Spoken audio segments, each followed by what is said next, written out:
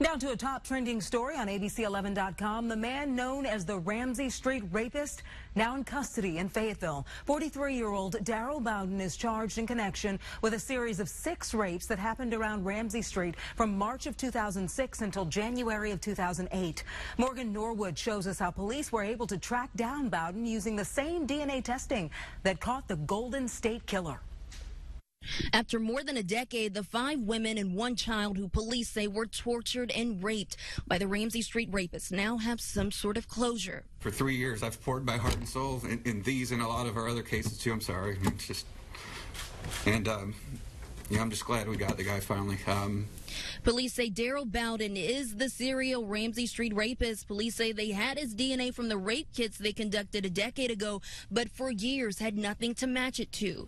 In April 2017, snapshot genetic genealogy testing came up with this composite sketch, but it wasn't until yesterday when police got their next big break. That's thanks to the same company who helped identify the Golden State Killer. We sent them our DNA from the Ramsey Street Rapist.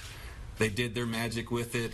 Turns out one of Bowden's family members sent their DNA off to a heritage discovery service like 23andMe and Ancestry.com. Parabon Genetics got into the public database. We were able to obtain his DNA, get it off to the state crime lab, and we got a match yesterday. So where was Bowden all this time? Police originally thought he was connected to the military, but he was actually living a life of petty crime, in and out of jail for thefts and burglaries. He got an arrest for a peeping Tom just a couple years before that law came into effect, mandating DNA collection.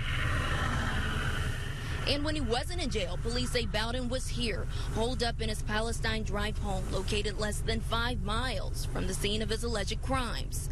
His swastika tattoo exposed as police put him in cuffs. And while police say Bowden may have identified with the white supremacist group, race wasn't the motive here. In Fayetteville, Morgan Norwood, ABC 11 Eyewitness News. Police say all of the victims in the cases were white females. Bowden saying that he had a type. He is expected in court tomorrow.